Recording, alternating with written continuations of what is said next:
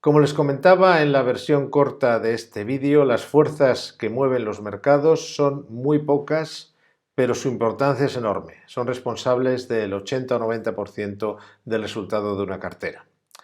Mencionaba que la primera de esas fuerzas es actualmente el tapering, el hecho de que en un plazo que todavía no sabemos cuál va a ser, se va a producir ese tapering, es decir, esa reducción de las compras de bonos por parte de los bancos centrales.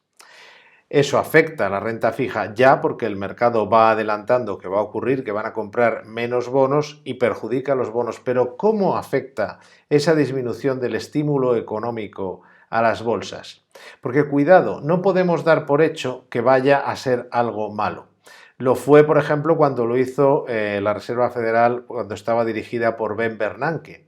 Pero ha habido otras ocasiones en las que no ha sido así. ¿Por qué? Básicamente por dos motivos. Uno, por cuál sea la política de comunicación de los bancos centrales a la hora de hacerlo. Y en segundo lugar, sobre qué terreno llueva, es decir, cuál sea la situación. Me explico. Si la política de comunicación es buena, el mercado está muy preparado. Hasta ahora lo están haciendo muy bien, por ejemplo, los norteamericanos que ya lo están preparando. Y por lo tanto, hace daño a los bonos, como es lógico, pero no tanto a la renta variable. Si esa política de comunicación es mala o inexistente, como ocurrió en el caso de Bernanke, bueno, no fue tanto, pero básicamente no se hizo muy bien, en ese caso puede hacer daño. También es muy importante el entorno económico, un entorno económico de mucho optimismo, de recuperación, de consumo, de crecimiento económico, da menos miedo que el Banco Central retire, digamos, el apoyo al enfermo, la medicación, los tubos al enfermo y lo deje andar solo. Por lo tanto, hay que ver muy bien cuál es esa política de comunicación y la vamos a seguir muy atentamente y cuál es ese marco macroeconómico en el que se produce el tapering, ya sea en Estados Unidos, ya sea posteriormente en Europa. También hemos hablado del dinero que sale de la renta fija como una de las fuerzas que van a mover los mercados. Y de esto no tenemos la menor duda, de hecho ya está ocurriendo. ¿Por qué si no sube Europa, que no es líder de nada económicamente hablando, que va detrás en las vacunaciones de una forma muy llamativa? En fin, que tiene problemas internos de burocracia, de falta de apoyo al empresariado, absoluta indigencia digital si se compara, por ejemplo, con Estados Unidos. Pues sube porque tiene un alto dividendo, porque las empresas europeas ofrecen un dividendo tradicionalmente muy alto y además han subido menos que las norteamericanas en los últimos 10 años y por lo tanto ese dividendo todavía porcentualmente es atractivo.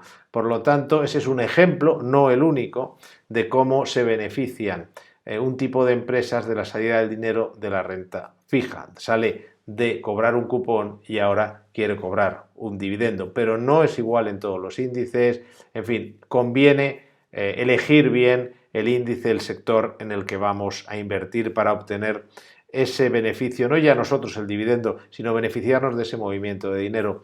Luego tenemos una información importantísima de otra fuerza, por decir así, que mueve el mercado, es la información que nos viene de los países que han tenido la fortuna de que sus políticos hayan gestionado adecuadamente el proceso de vacunación y ese proceso vaya rápido, como es el caso de Estados Unidos, del Reino Unido, por supuesto de Israel, pero como economías digamos, asimilables a la de la Unión Europea, para ver qué puede pasar en la Unión Europea o asimilables al mundo, es decir, qué puede pasar en el mundo según se vaya vacunando masivamente a la gente. Los mejores indicadores nos vienen de Estados Unidos y de Inglaterra por el tamaño de esas economías.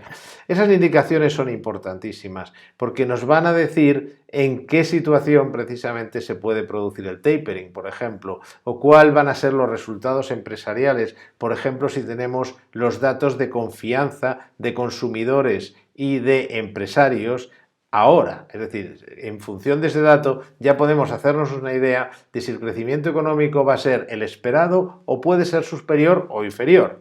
Esto es un dato también de enorme importancia. Y finalmente, aunque no lo he comentado en la versión corta, pero como aquí tenemos un poquito más de tiempo, no estamos tan, digamos, limitados por la duración que nos impone Twitter, podemos hablar de una cuarta fuerza importante, que es el plan de Biden, el plan de infraestructuras de Joe Biden, presidente de los Estados Unidos. Es un plan masivo, es un plan muy ambicioso, pero tiene una ventaja, que si pasa como está planteado en las cámaras norteamericanas, pues es evidentemente ideal para la bolsa norteamericana y para la del mundo, afecta al mundo entero. Ahora bien, si fuera muy recortado, si tuviera problemas para salir adelante, esto podría afectar negativamente a las bolsas. Es otro dato a tener muy en cuenta. En fin, toda esta información con nombres y apellidos, con nombres de fondos, con nombres de ETFs, con productos para aprovechar estas fuerzas que mueven los mercados. La estrategia completa, como digo, con nombres y apellidos, personalizada, perfilada, la tienen muy cerca, la tienen haciéndose clientes de Nextstep por un precio que ya verán es enormemente atractivo. Les invito a sumarse a nosotros y a poner en práctica todas estas ideas. Muchas gracias.